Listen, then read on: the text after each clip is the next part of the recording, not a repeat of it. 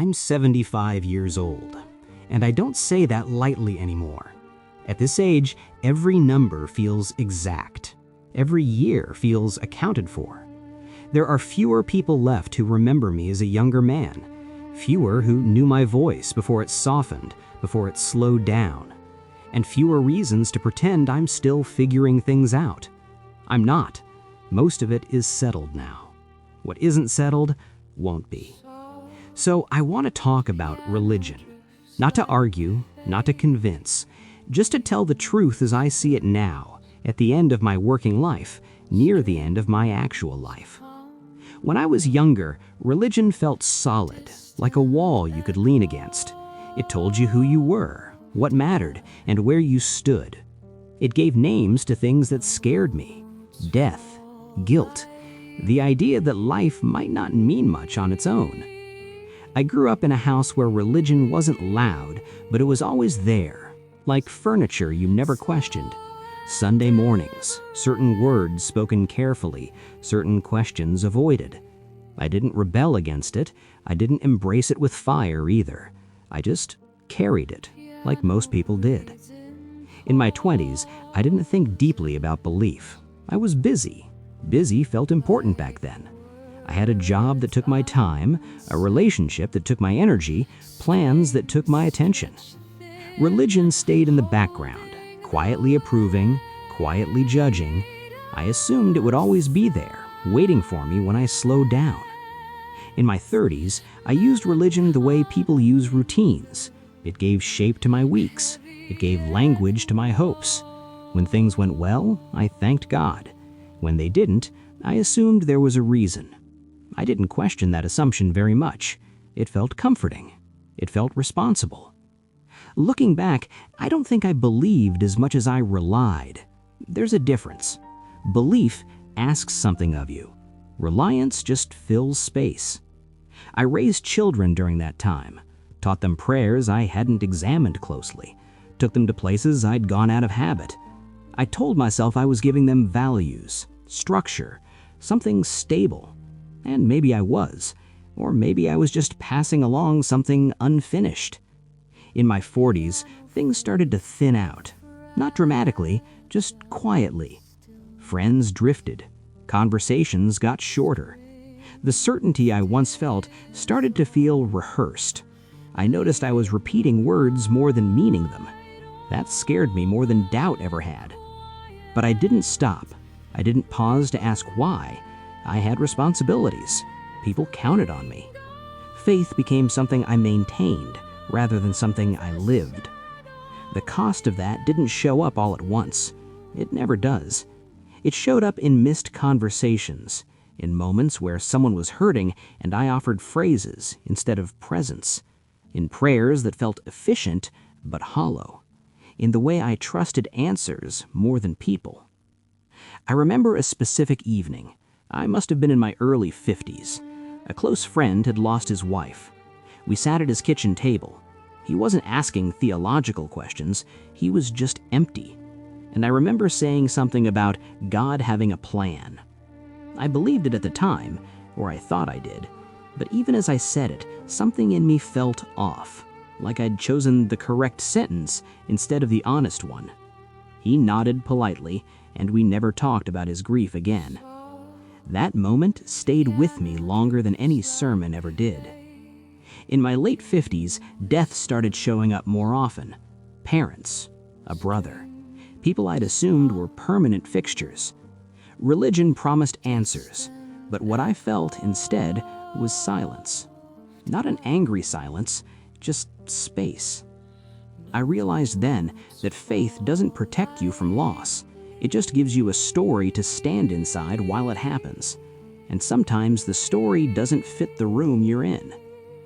The turning point came when my wife got sick. It wasn't sudden.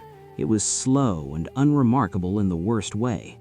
Appointments, waiting rooms, small hopes that evaporated quietly. I prayed more then than I ever had. Not with elegance, with desperation. She died on a Tuesday morning. Gray outside. Ordinary. The kind of day you forget unless it changes your life. People said the things people say. I said them too when I was younger, about heaven, about reunion, about meaning. I nodded, I even thanked them. But inside, something finally gave way. Not belief exactly, more like the need to explain. I didn't stop believing in God that day, but I stopped pretending I understood him. And I stopped pretending religion could make grief smaller. It doesn't. It just gives it a shape. After she died, I didn't go anywhere religious for a long time. Not out of anger, out of exhaustion. I was tired of words that tried to tidy up what was ruined. In that quiet, something unexpected happened.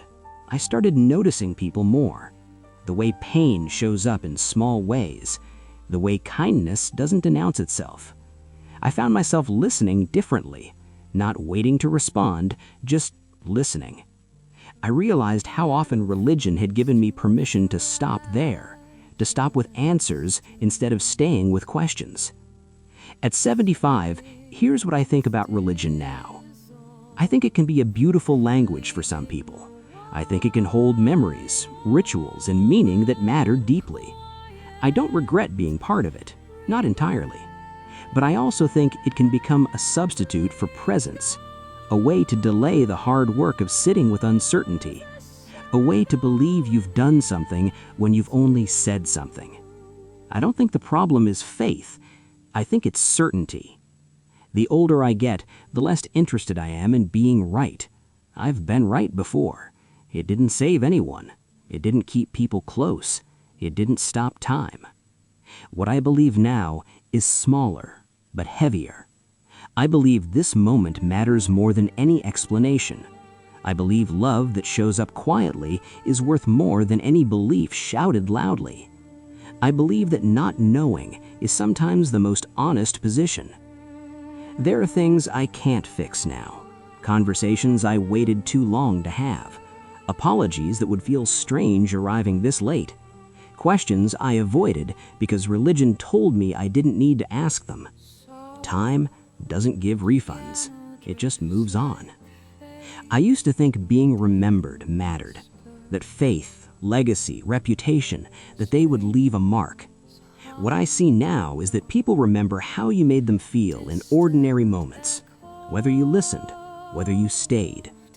Religion didn't teach me that. Experience did. Loss did. If you're listening to this and you're younger, I don't want to tell you what to believe. I don't trust anyone who does. I just want you to notice when belief becomes a way of postponing presence, when certainty becomes a way of avoiding someone's pain. Ask yourself who you're sitting with, not what you're saying to them, just whether you're there. I still pray sometimes, but it's different now. There are fewer words, mostly gratitude, mostly names, sometimes just silence, and that feels closer to the truth than anything I memorized. I don't know what happens after this life. I'm more comfortable saying that now. What I do know is that this part, this exact stretch of time, is fragile and brief and easily missed. I don't have much time left.